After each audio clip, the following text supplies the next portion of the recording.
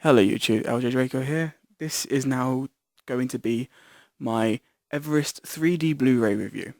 Okay, so as you see, I've got the Blu-ray here. I'm gonna talk more about the like the release date, and I was going to tell you a little bit of the facts about the actual true story. Not many, because there's already probably a lot of those, and it's quite an emotional story, the true story. And then I'll get back to the actual standard Blu-ray itself. So basically, the film Everest was released in cinemas on the 18th of September in 2015. The 3D Blu-ray, and DVD was released on the 18th of January in 2016.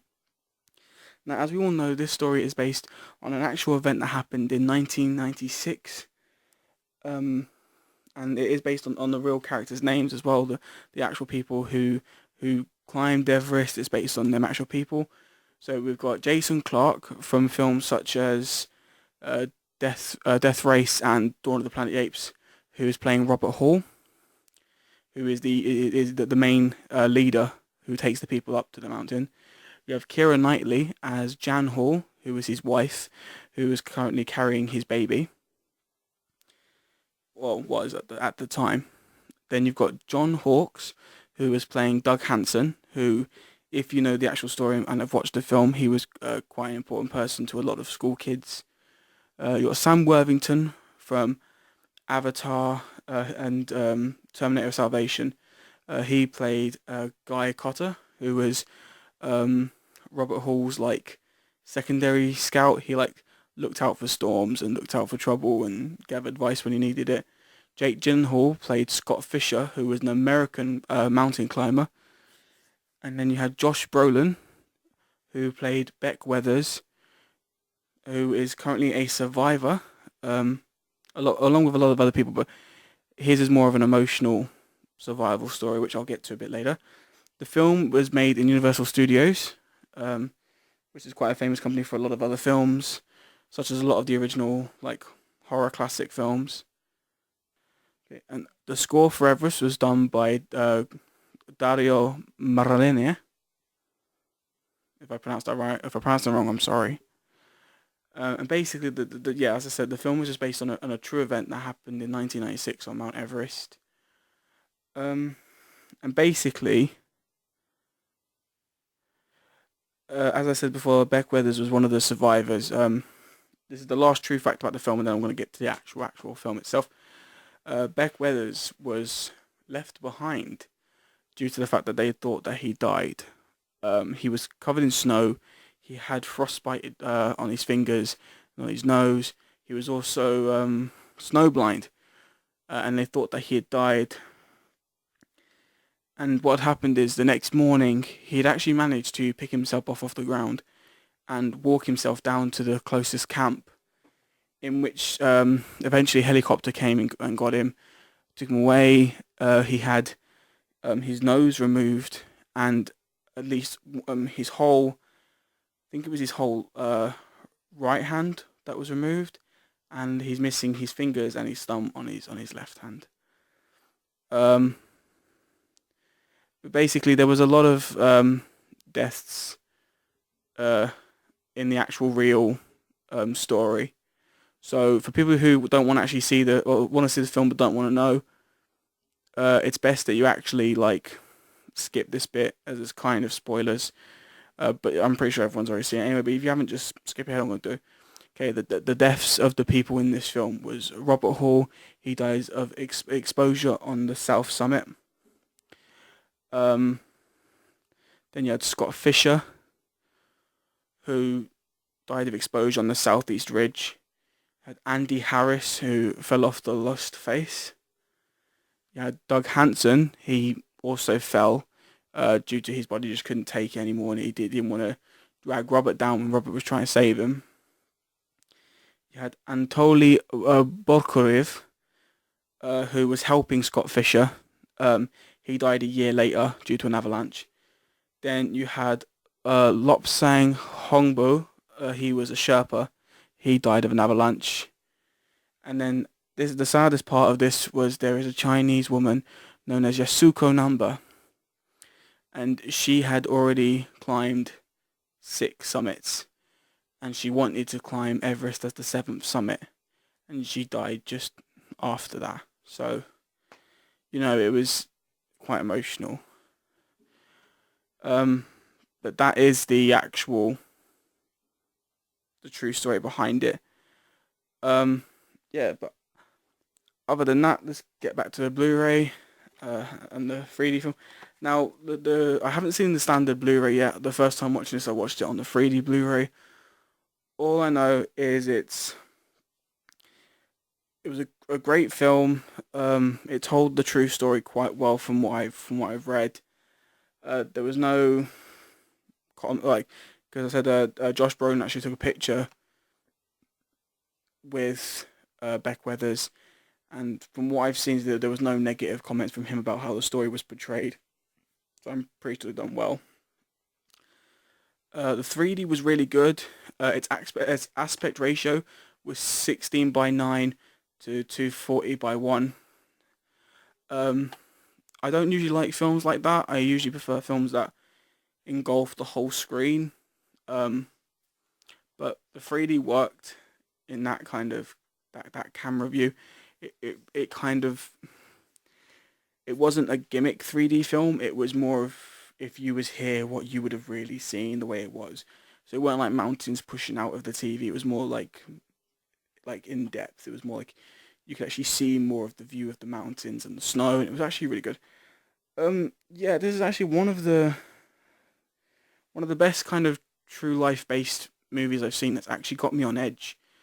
Um, I wasn't expecting it to be quite good. I thought it was going, because most true life story movies that are done are usually done really over dramatic and stuff like that. It actually tried to stick so close to how realistic it could be. So yeah, I was actually really really impressed with this. Um, I didn't buy this new. Unfortunately, I bought this second hand, so I didn't get the download code. But I don't usually use the download codes.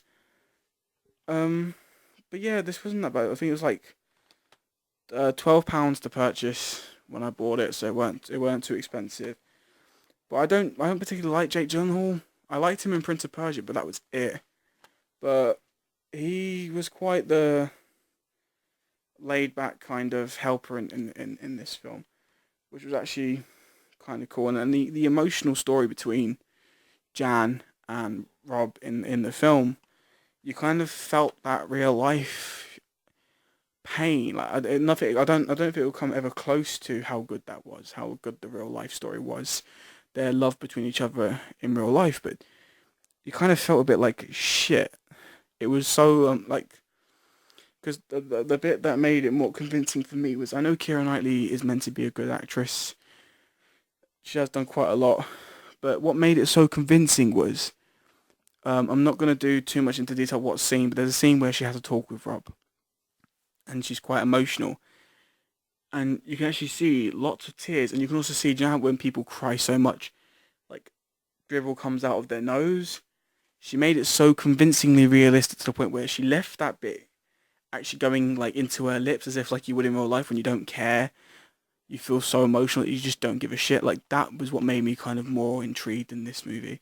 It made it so realistic. Like I felt, like, it came to the point where most throughout the film I was actually shouting at the characters for not moving, because it felt like I was actually there with them, which is something stupid that a lot of people say during reviews. Like, oh, you picture yourself in that situation, but the thing is, like, I felt like I was there, and I felt useless because I couldn't help anyone.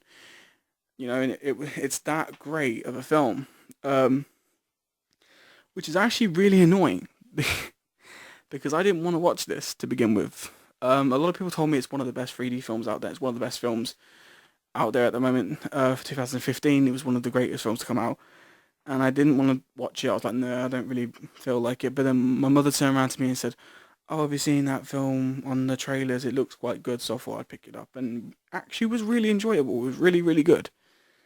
Um, I'm not much of a proper movie reviewer like other people out there. My ideas of reviews is I just tell you whether I like the film or not. I don't usually do aspect ratios or background stories, but this was a film that I felt like I had to tell you how I actually felt watching this. And it's weird because I talk about certain films that make me cry or make me really emotional, And that's just it. It's like when I talked about Lovely Bones before, I said like, oh, I cried after half an hour of that film. There was no tears in this film. I didn't cry because while I was watching it, I kind of felt like I couldn't. Like, do you know when you see someone in pain and you want to help them, but you feel like you can't break down because if you break down, you then become useless. You can't help them. And I knew I couldn't help them. They're only on a screen. I can't put my hand in and save them. But I wanted to. And the fact that I couldn't drove me insane. And that's what I like about films like this. It's the fact that you can't do fuck all to save their lives. But if you was there, you would do everything you can to bring them home. And that is what made this probably one of the best films I've seen that came out in 2015. Definitely a worth it purchase, whether it's on DVD, Blu-ray, 3D, download, even look at, I know they don't exist anymore, but VHS, even if it was on VHS, this film is definitely one of those that you have to own no matter what, and it doesn't have to be 3D to enjoy it. The 3D does add a certain thing to it, but watching this standardly is just an experience all of its own, and I am proud to say that this will stay in my collection for as long as I'm alive. Whether they go obsolete or not, I can be 90 years old and this will still be somewhere in my house. Because this was an amazing tale of a real story that just needed to be told. So that was my rant and review on Everest. I'm sorry it wasn't top quality. As I said, like other reviewers, I'm doing the best I can with my videos to make them as kind of professional as possible. Hence the microphone.